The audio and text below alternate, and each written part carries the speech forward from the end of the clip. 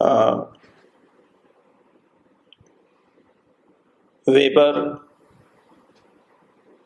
concedes the point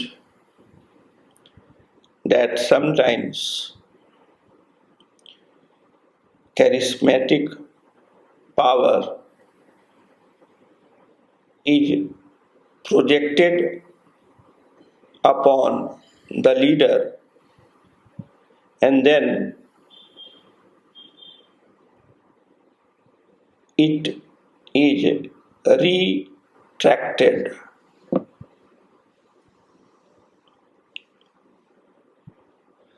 Great leaders are, according to Weber, created by their followers.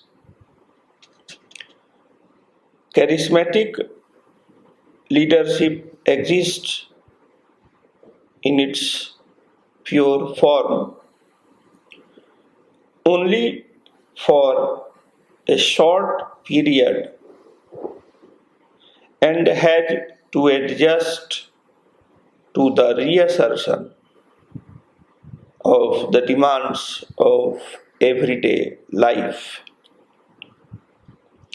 The need to adjust to everyday life involves the routinization of charisma. The first major problem comes with the succession, and Weber argues that there is a special relationship between charismatic and traditional authority when the question of succession comes in. Since both,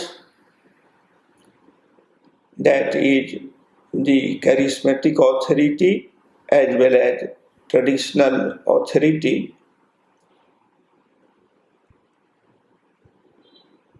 are invested in a particular person rather than a set of rules. A new leader has to be designated, possibly on the basis of charismatic properties that he or she is thought to possess, or he or she is appointed by the original leader.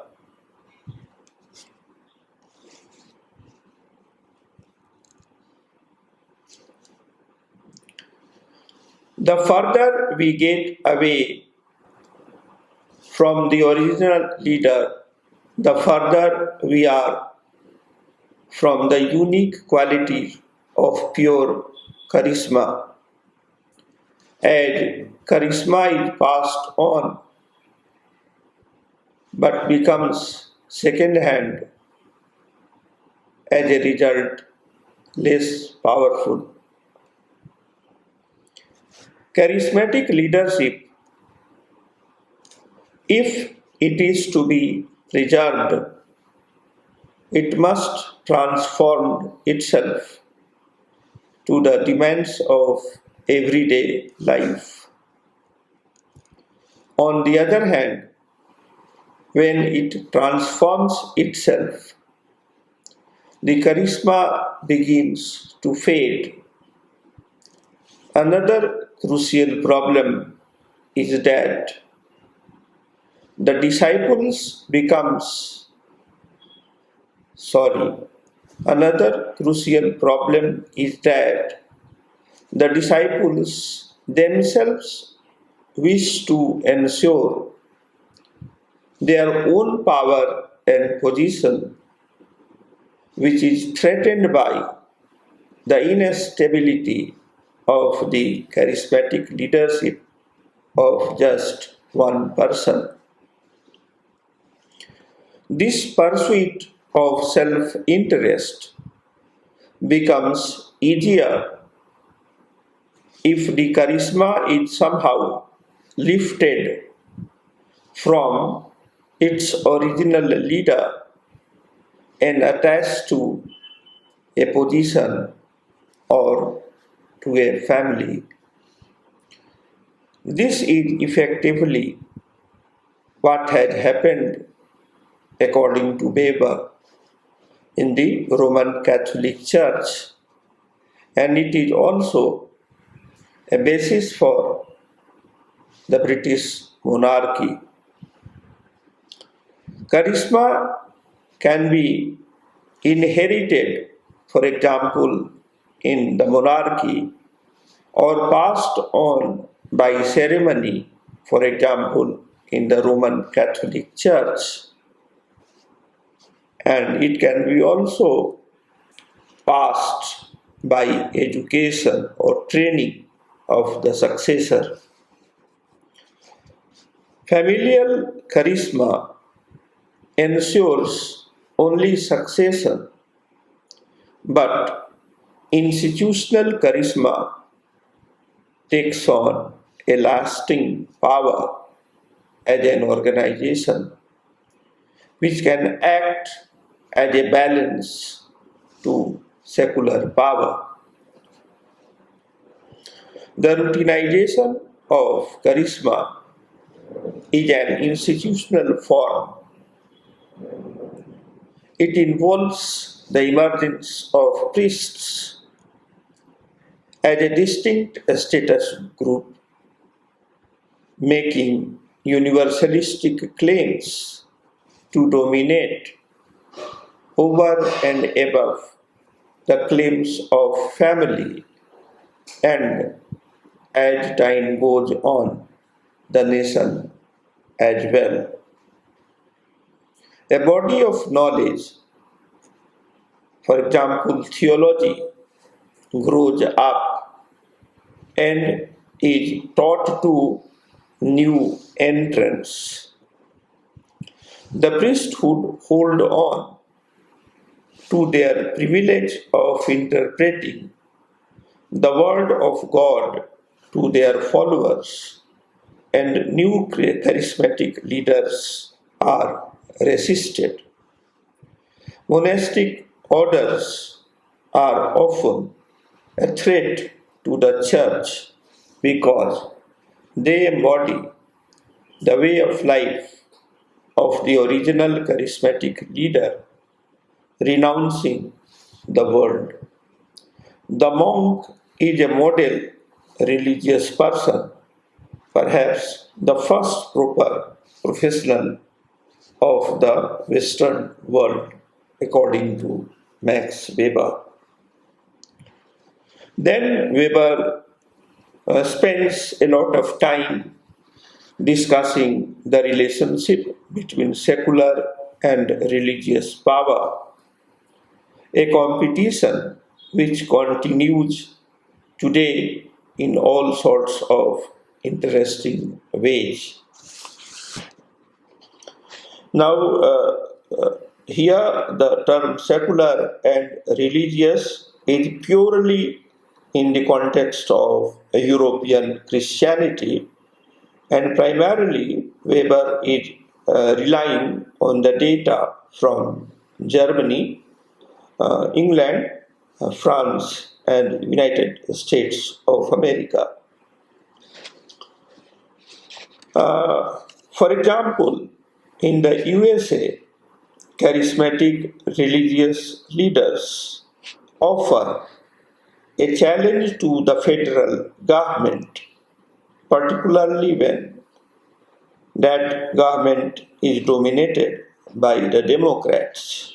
Weber is writing before 1920 because in 1920 he had died. Therefore, he is referring to old data.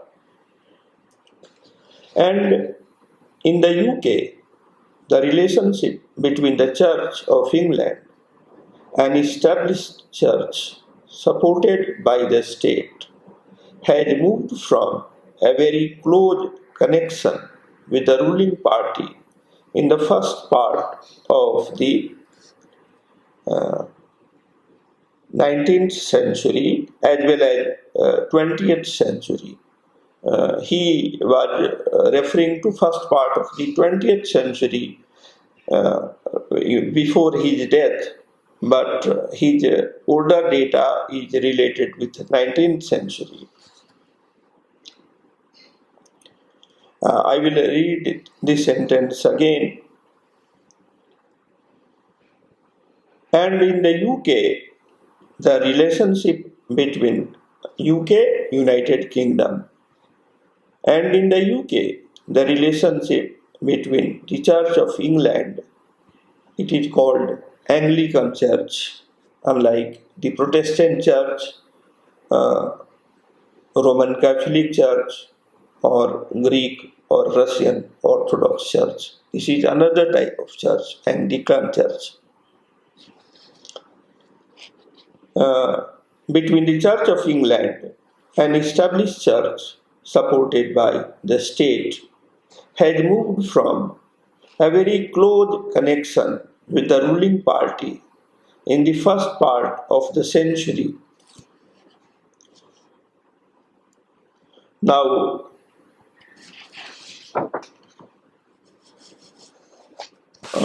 Weaver points out that for most of the time, a compromise is reached between the secular power represented by the state or monarchy and the charismatic power or religious power represented by the Church of England. Each power needs the other. The church can supply ideological justification for the state, whilst the state can protect the church. Here you find a very strong similarity between Marx and Weber. Uh,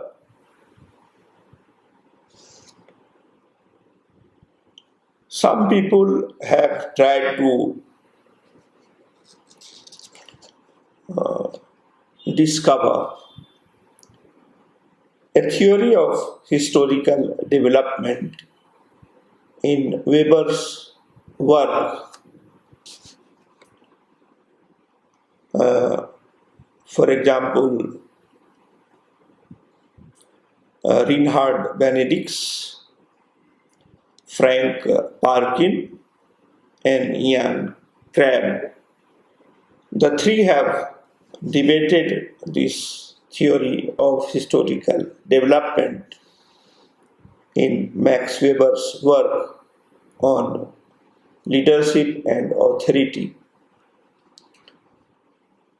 One view is that charismatic leadership pushes forward social change, or it provides a bridge between traditional and rational legal forms of domination.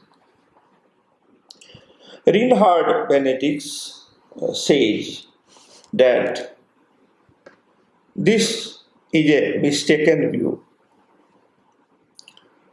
On the other hand, Jan Crabb thinks that this is a strong possibility. If the social order is inherently unstable, then charismatic leaders can arise at any time. Frank Parkin seems to think that Weber underestimated the likelihood of charisma transforming a legal, rational society. Parkin in 1982 and Benedict in 1966 and Ian Crabb in 1990s.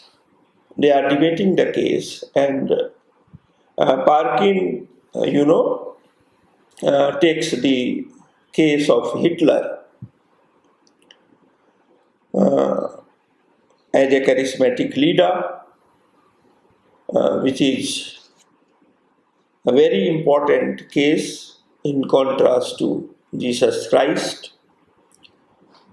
A charismatic leader on his own doorstep would revolutionize an entire society and its rational structure to the most devastating irrational purposes.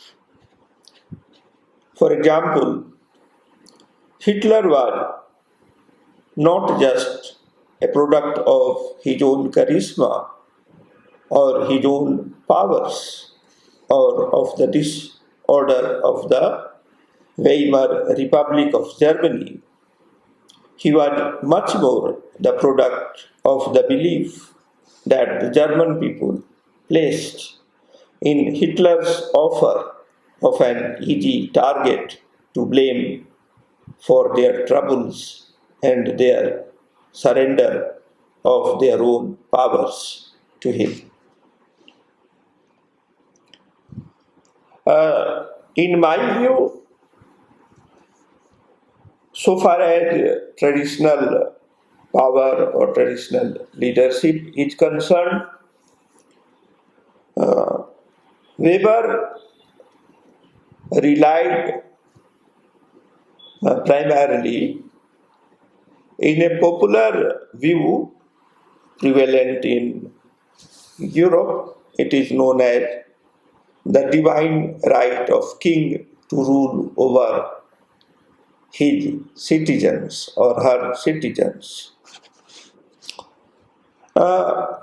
And so far as Weberian data is concerned, it is primarily European. But for Asia, he relies on Max Muller and William Jones. Usually, William Jones is regarded as an Indologist, and Max Muller is regarded as an Orientalist. But Weber presents the data about traditional leadership in his own style, about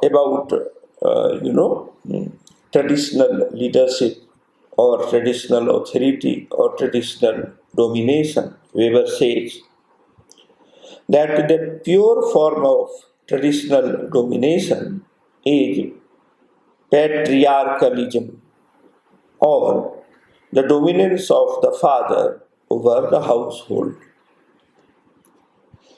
Here, he is primarily referring to the Bible and the European medieval period, but very thoughtlessly he extends this argument to the non-European context, primarily to Asia, which is full of errors.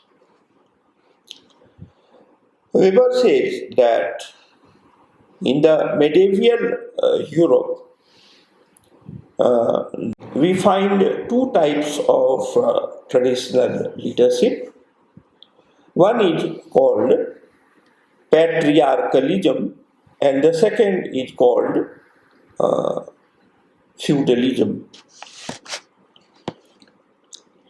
In the case of the first, that is patriarchalism, the father or the patriarch of the household or the master in the feudal establishment, the master has the absolute control, or the master's will is absolute, and it is not limited by law, it is limited only by tradition.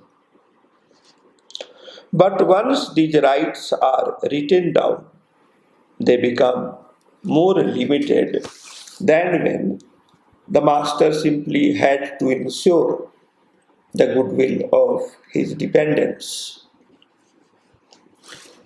The result of this extension is from patriarchalism to patrimonialism.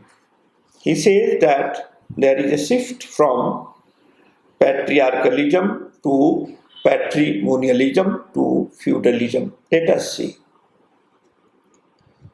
Patrimonialism existed in the despotic regimes of Asian. This is very, very objectionable.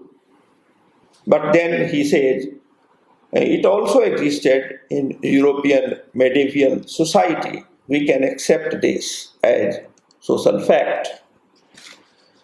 The administration of the medieval society in Europe is bound up closely with the administration of the household. The further extended these regimes become, the more decentralized they tend to become, perhaps with rights and duties to be determined by independent courts. He's talking about medieval courts in Europe. But on the whole, power remains personal and office holders become office holders through connections, favors, promises, and privileges. Marx calls this crony capitalism, and this feature of traditional leadership or domination is still present in almost all societies today, that is April 2021.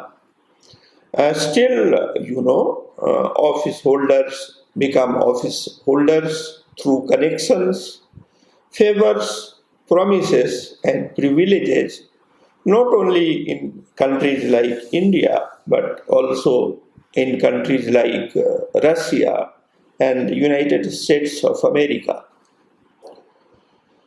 Such regimes are inherently unstable and they can suddenly disappear.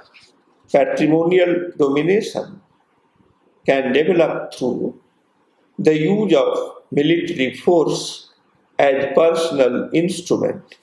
This point is terribly important.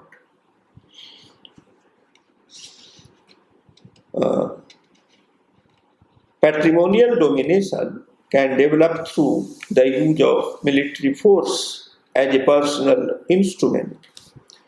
If administrators are appointed, they can come to form a status group that can contest power with a central authority, perhaps like the barons who forced King John to sign the Magna Carta, or they can be pawns in the struggles between central authorities. Magna Carta is very important political development in Western Europe, particularly in France, but it had, all European implications. Particularly when the officials are celibate clergymen who do not have a family interest of their own and who can be kept in order by the promise of pension. Weber suggests that feudalism is second variety of patriarchalism. The first is patrimonialism. In a feudal system,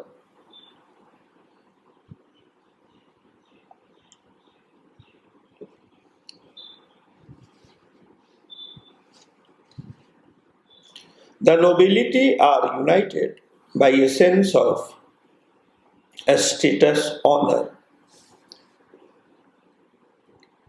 often producing conflict between monarchy and nobility.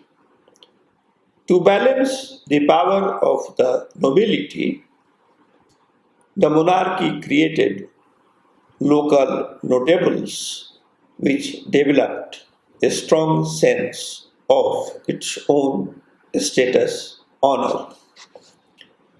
It is the development of a distinct status honor that takes us into feudalism. This is a very important point.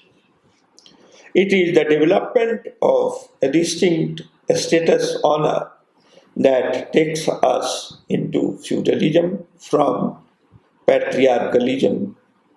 The paternal authority of the master is replaced by a contractual relationship. The existence of a contractual relationship means that rights and duties are more formalized than in patrimonial systems. The military becomes important when the feudal lord finds it necessary to raise a cavalry equipped with horse and armor like his own. This becomes a military elite in fief to the lord, which, unlike patrimonial authority, can dispense with the goodwill of its subjects. Whereas education in patrimonial regimes, education or professional training in patrimonial regimes tended towards preparation for the administrative service. Education under is for martial skills or martial arts and aristocratic honor and non-challenge.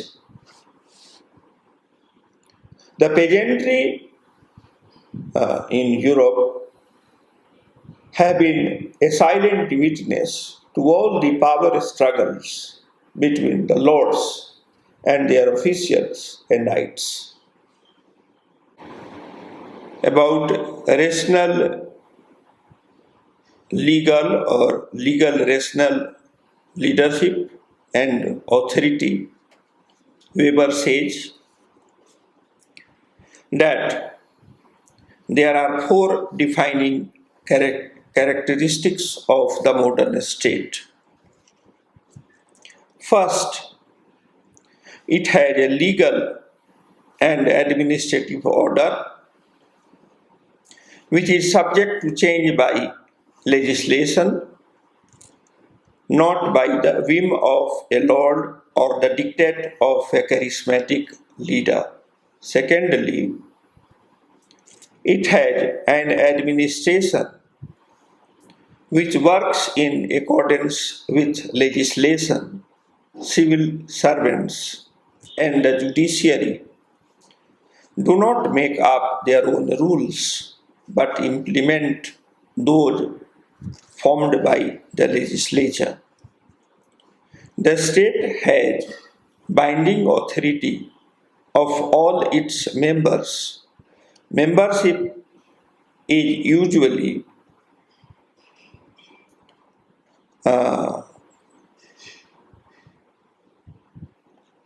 not by birth, rather, it is by election or appointment. And the state acts are carried out in its territory. Finally, it can use force if that is legally prescribed or permitted by the constitution of the state. Modern state is legitimate if people believe in its legitimacy or validity or as morally acceptable. This is the meaning of legitimacy. And As with other forms of authority or domination or leadership, laws are legitimate if they are enacted according to the law of the land enshrined in the Constitution. Each system justifies itself. Traditional authority is justified by tradition. Charismatic authority is justified by charisma. And the legal rational authority is justified by the written constitution. There is no overall or superior set of values by means of which we choose better or worse systems. We cannot choose between the three on any rational grounds, and each can be justified only on its own grounds. This is primarily the Weberian concept of rational legal domination. Here also we find a very important similarity between Marx and Weber. Both regarded European feudalism, which was based on written contracts between the concerned party, as the link between medieval age and modern age. In other words, both regarded feudalism as progressive from the divine right of kingship, which was represented by the Holy Roman Empire during the medieval Europe, primarily from the 4th century AD to 16th or 17th century AD.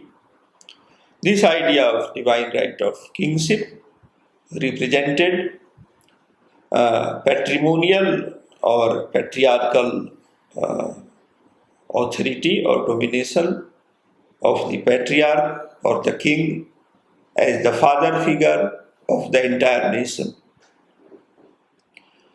Both Marx and Weber regarded feudalism as slightly better and more progressive than the traditional regime of the medieval Europe.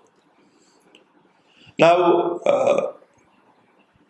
logically, the legal rational or rational legal leadership is a product of the two important tendencies represented by feudalism. On the one hand, you have military training, which consists of martial arts and very, very strict regime of discipline. On the other hand, development of some sort of rational legal bureaucracy, which emerged out of the second tendency, which Weber outlined, that is education. Therefore, what is rational legal authority for Weber? The non-military leadership which emerged at the advanced stage of feudalism, roughly around 16th to 18th century. In other words, these two factors, the military training versus the civil education, led to the two polar opposition of civil society and the military society about which we had discussed earlier. Therefore, the rational legal authority in modern world, I am not restricting myself to Weber's work, which relies upon data until 1914 to 18. If we extend this data, this Weberian data about growth of modernity from the womb of highly developed feudalism, then we have two tendencies. One leads to traditional authority found in the army of any democratic, industrially advanced country.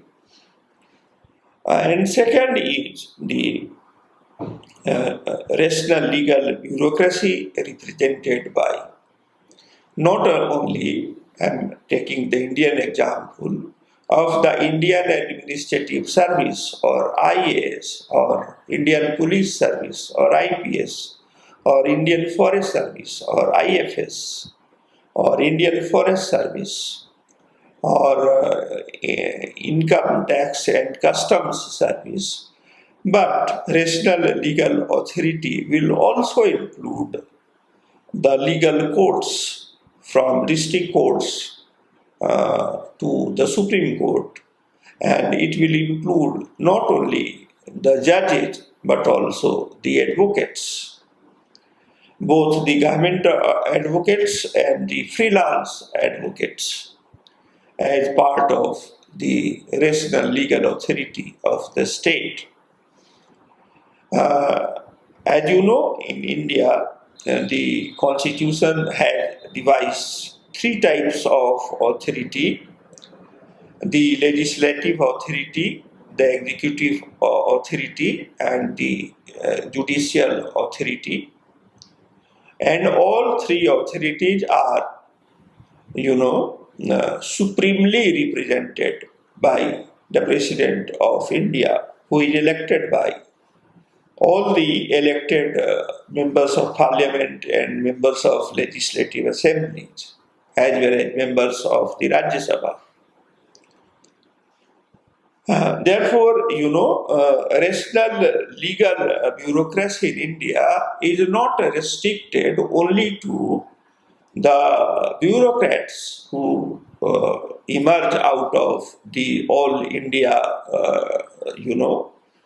competitive service, for example, UPSC in India. But rational legal or legal rational bureaucracy will also include, elected members of parliament or assemblies. On the other hand, the military will represent the traditional authority or traditional leadership because they follow the same type of command which was followed by the medieval European feudal systems. Now, what about charismatic authority? Yes, charismatic authority, come up from time to time. For example, Mahatma Gandhi before independence, Jawaharlal Nehru, Indira Gandhi, Narendra Modi और अटल बिहारी वाजपेयी और ज्योति बसु और जयललिता और M.G. Ramchandran later on. As Weber was saying that charismatic leaders have inherent quality which are some sort of supernatural quality, and it is because of their supernatural quality or uncommon quality, or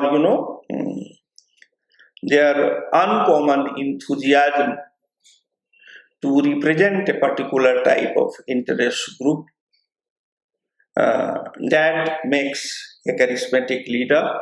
But as I said earlier, Marx does not think that charismatic leaders are always people of inherently superior quality. Rather, they get charismahood because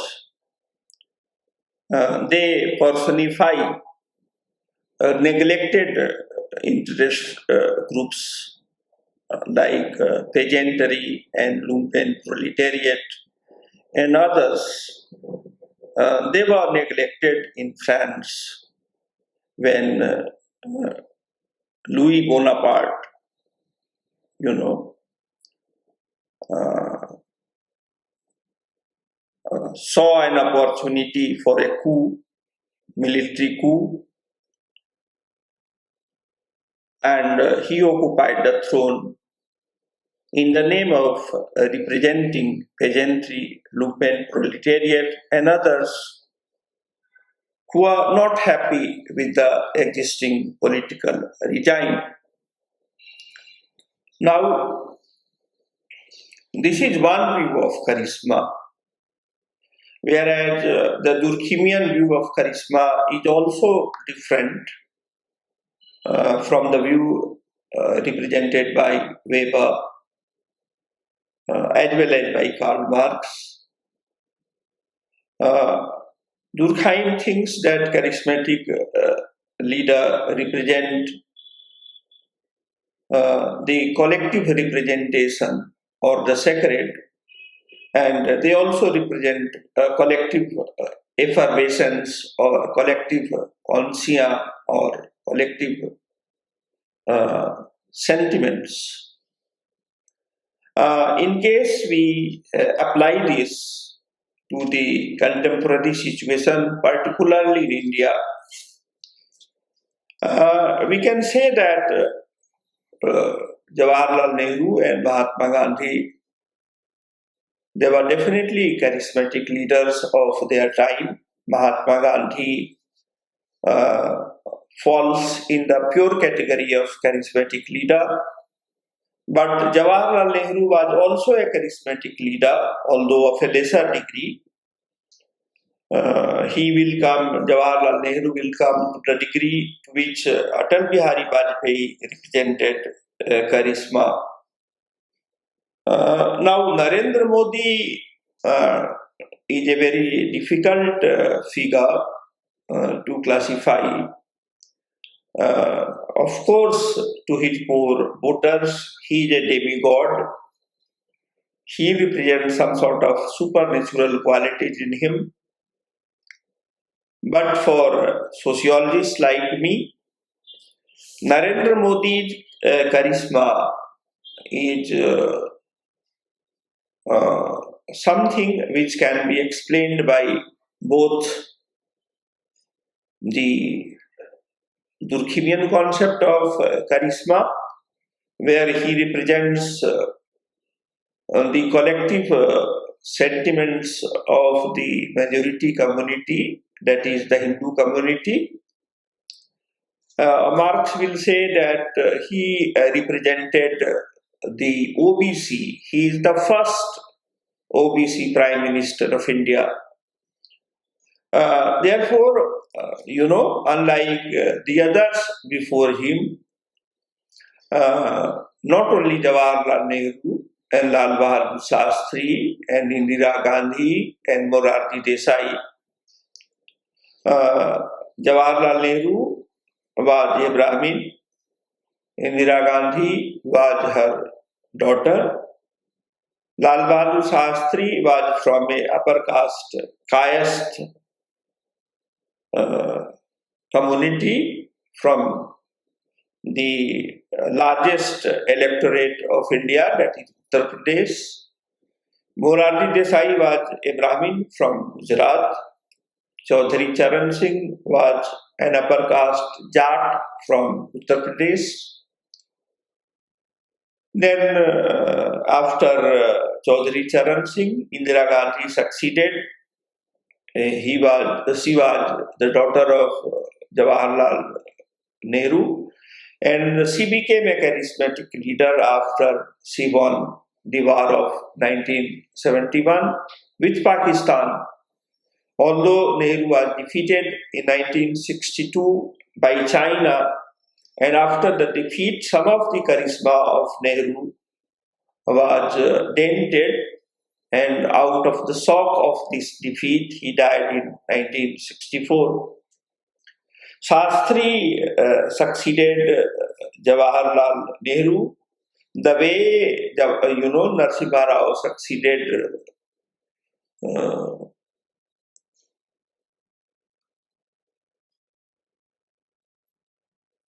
Rajiv Gandhi, because he was assassinated.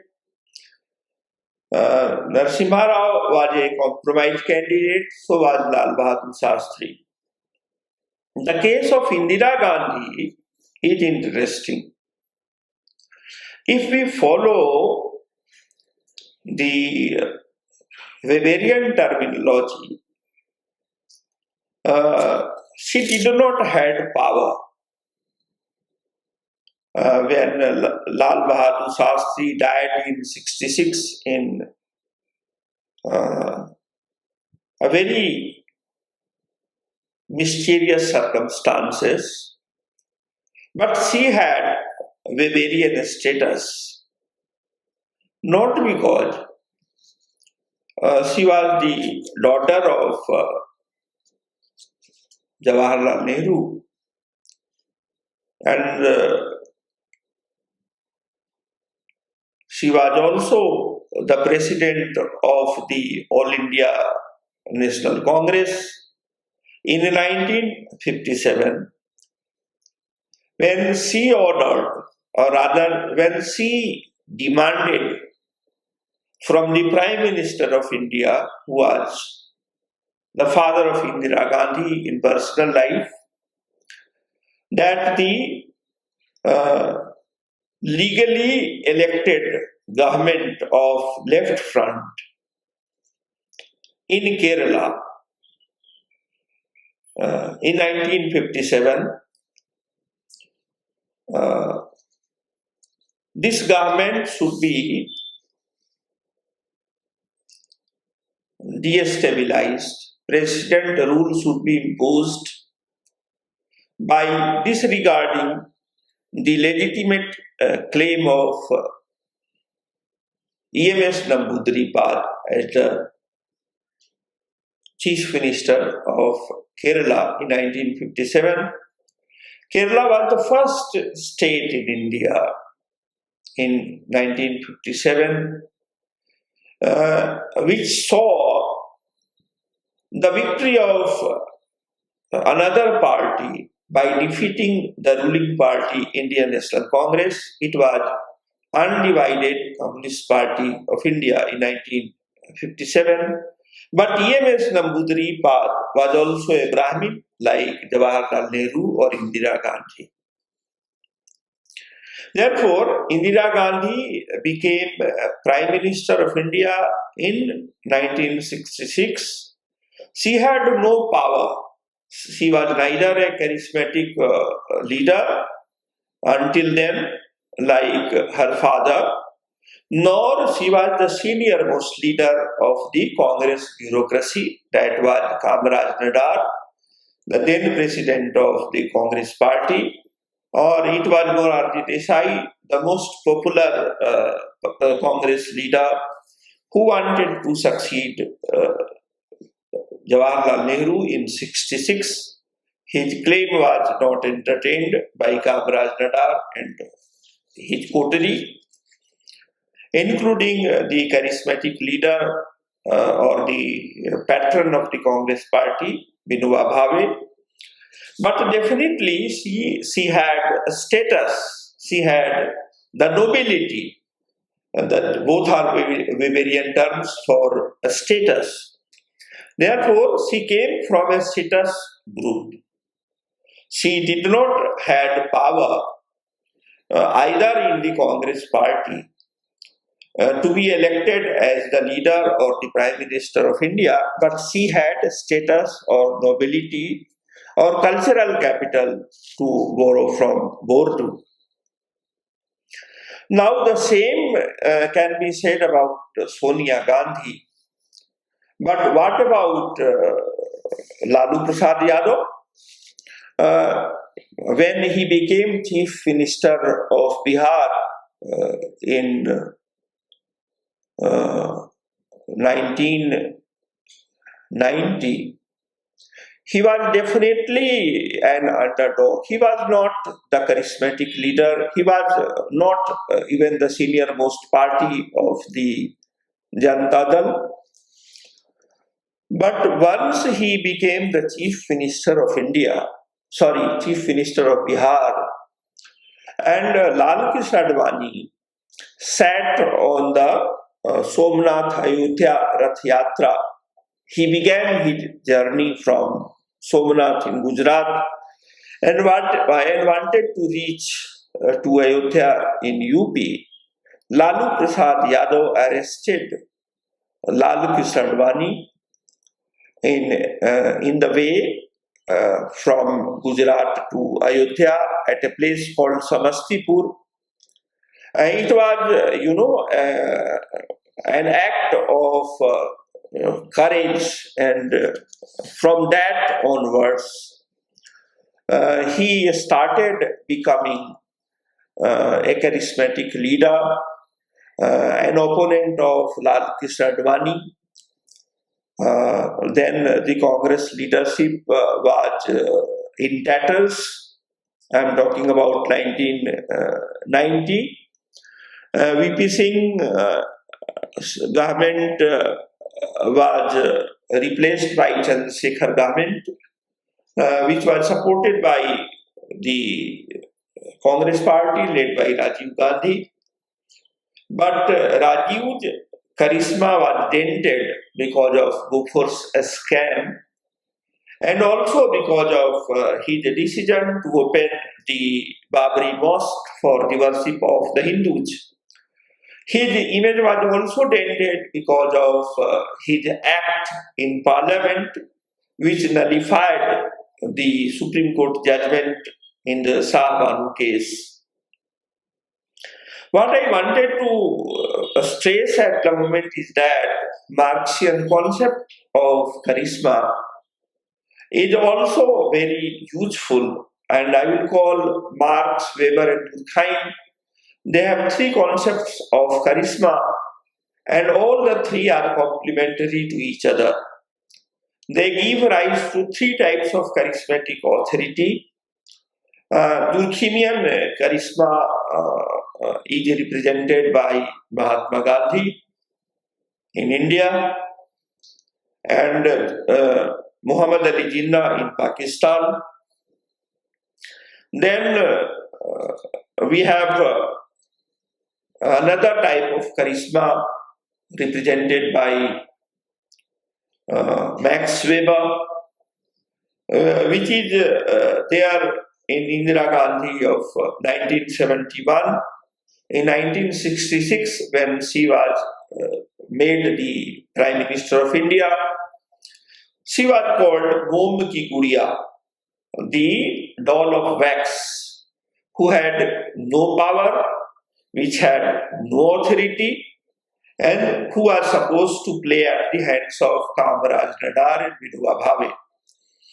But by 1969, she emerged as a fox. I am using Wilfred Pareto, the Italian sociologist. He said that there are two types of leaders and not three, as Max Weber was saying. Max Weber had charismatic leaders, traditional leaders, and rational legal leaders. Wilfred Pareto has two types of leaders, the lions and the foxes. The lions are charismatic leaders of Max Weber, or they are equivalent of charismatic leader of Max Weber. Whereas foxes of charismatic leaders of Marxist variety, for example, Louis Bonaparte, was a fox in the language of Wilfred Pareto, but he was a charismatic leader in the understanding of Karl Marx. Now, what about Manmohan Singh, Jyoti Basu, and Nitish Kumar? They represent rational legal leaders. They are not leaders like Louis Bonaparte or Indira Gandhi of 1969. They are also not leaders like VP Singh of 1989. VP Singh became a prime minister, although it was Chaudhry Devilal, a Jat leader of Haryana, who had the maximum number of support in the Janata Dal, the party to which he belonged. But the Machiavellian VP Singh or the Fox VP Singh, Azad the crown, became the prime minister by a very, very, Foxian method. Therefore, we have three types of charismatic leaders. Now, the one type of leader, which was Indira Gandhi in 1966 or even 1969, may be called, a fox, according to Wilfred Pareto. But in the language of Max Weber, Indira Gandhi represented a status group or nobility in the Congress party. So is Sonia Gandhi. Now, Sonia Gandhi will be also called a fox by somebody who is following Wilfred Pareto political sociology. Thank you.